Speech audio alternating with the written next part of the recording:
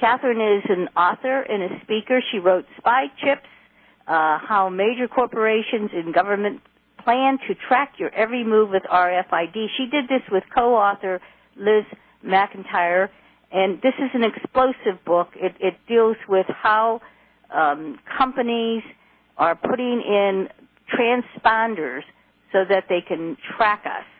And you know, she has been everywhere. She's been on national TV. Katherine has done so many different. She's another Erin Brockovich herself. She's done so many things to bring this to the attention of the public so that they would do things. Katherine has a master's degree, and she's working on her doctorate. I think she's probably close to finishing it. She graduated magna cum laude with a Bachelor of Science degree in Business Administration, and her master's is in Instructional Technology, guess what, from Harvard University. And she's been on CNN, NPR, CBS Evening News, In Business Week, London Times. She's just very well known in her field. And so, Katherine, it is with great pleasure that I have you with us tonight. Welcome. It's a thrill to be on your program, Gianni, now that we worked out all the details. I'm so glad to be here. There has been an awful lot going on since we last spoke. Well, okay, why don't you tell... This has been a busy, tell my guests first a little bit more about you, where they can buy your book, and then you go right into whatever it is that you want to start with. Well, they can find our information online. I've been working on the RFID issue since 2002. When I first stumbled across some information that kind of made the hair stand up on the back of my neck, it was actually, I was researching shopper cards, you know, the supermarket frequent shopper cards that people scan at the grocery store. Right. And that's actually what I've written my dissertation for at Harvard. And you're right, I will be graduating hopefully here in June. Well, congratulations. Thank you. I'm excited about it. And in the course of doing that research, I discovered that very few people even realize that when you scan a supermarket card, the supermarket makes a detailed record of every single thing you've purchased.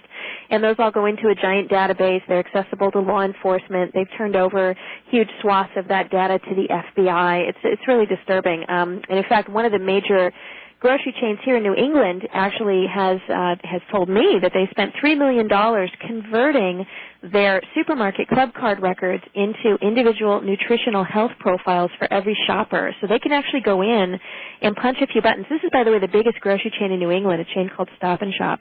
And they can punch in a few buttons and figure out how much cholesterol you've been consuming, how much sugar, how much fatty red meat, blah, blah, blah. Oh, my God, Big Brother. Yeah, it's horrible. And when I asked them, what do you guys, $3 million, what are you thinking? And their answer was, we'd like to recoup some of that expense by sharing it with 2 or 3 HMOs.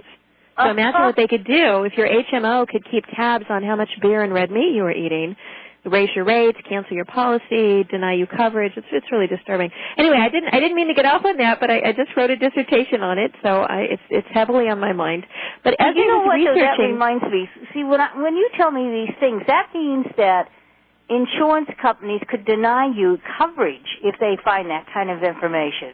Well, you know what they could do is you go in for, heart bypass surgery, and they could, conceivably here, technically and technologically, they could go through your record and see that you've been eating lots of red meat and that you've been eating too much Haagen-Dazs and you've been buying butter instead of margarine.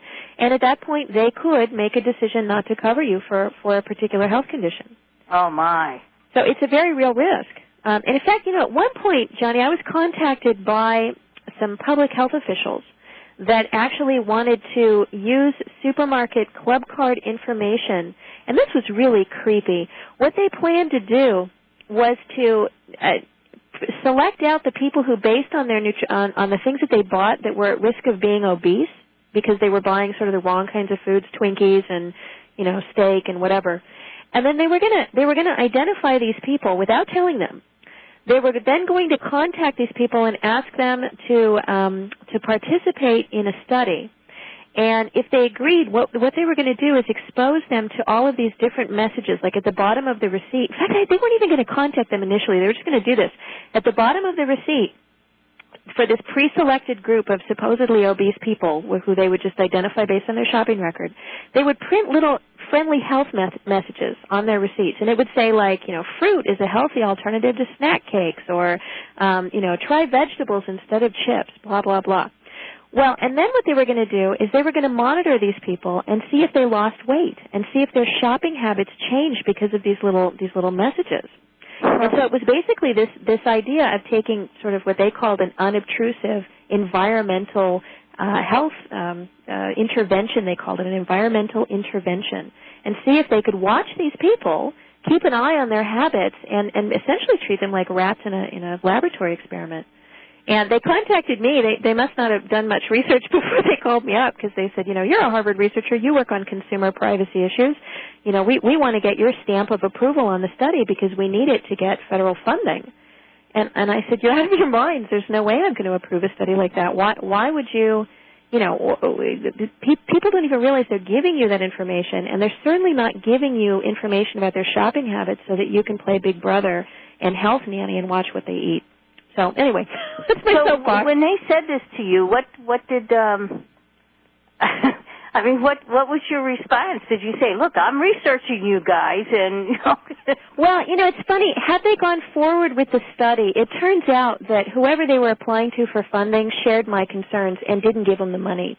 What I found the most disturbing were two pieces. One, this is a very well-known, federally funded research organization that, you know, I won't name any names, but it's one that many people have heard of.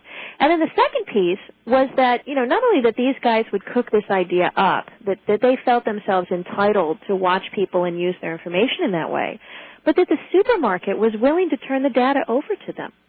You know, I mean, it's not like these government guys just waltz in and, you know, punch a few numbers into somebody else's computer. They've got to get access to that data. Absolutely. And the supermarket, you know, they said, hey, this is a public health issue. Obesity kills, you know, thousands, hundreds of thousands, millions of people, whatever their latest statistic is. You know, it kills all these people, and it's our number one health risk today, and we need you to do your civic duty and give us access to all of your shoppers, you know, all your customer records, and it's all going to be in the interest of health and science and safety and blah, blah, blah. And, you know, as a result, these massive swaths of information, I'm talking, you know, when I was researching this Smart Mouth program, the one at the big supermarket here in New England, right, I actually got a call from a reporter, and she said, this thing's online. Go check it out. Tell me what you think, and then I'll include your comment in my article. So I don't have a Stop and Shop card. I haven't had a grocery store card since 1999 when I founded Caspian. I think they're appalling. Now that I know what they actually do with the data, you couldn't catch me with one of those things. And in fact, I don't shop in the stores that have them. I won't even set foot in them. So I didn't have a Stop and Shop card to go online and peruse this little system that they'd set up.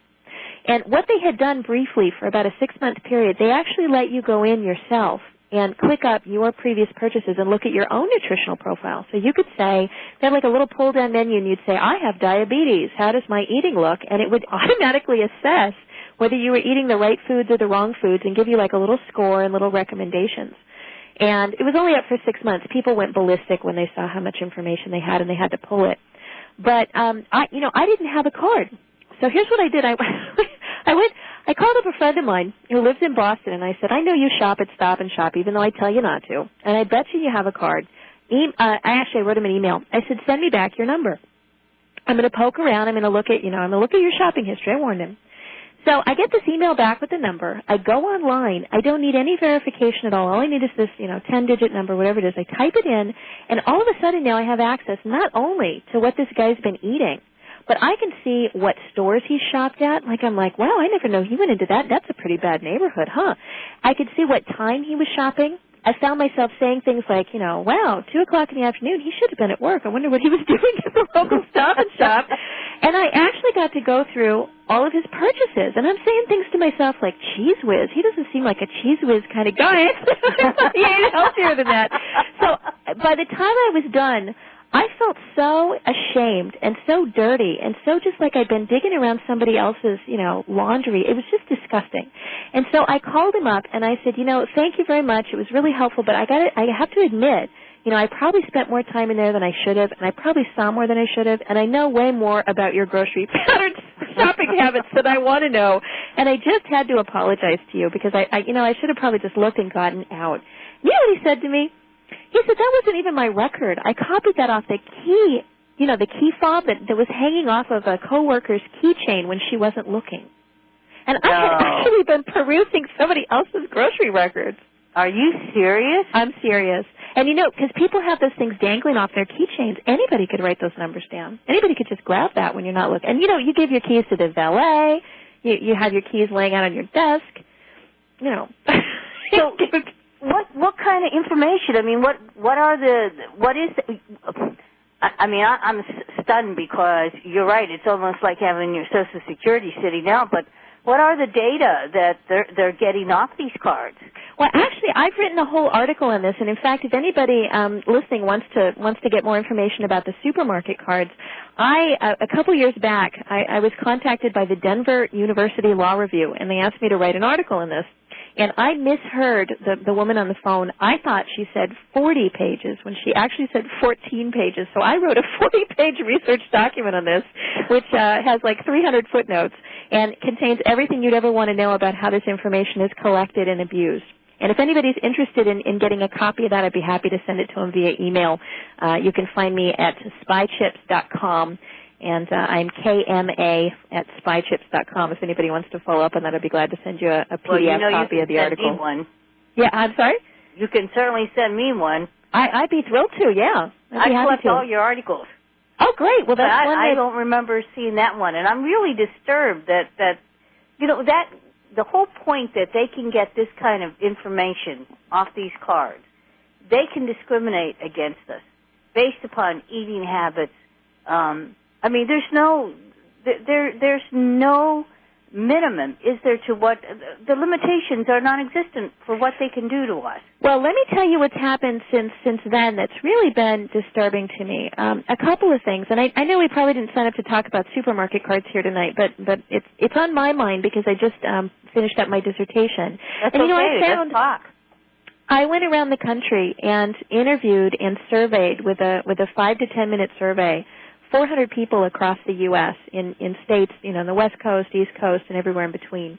And what I discovered was that only 25% of people even know that when they scan that card, the supermarket makes a record of their purchases.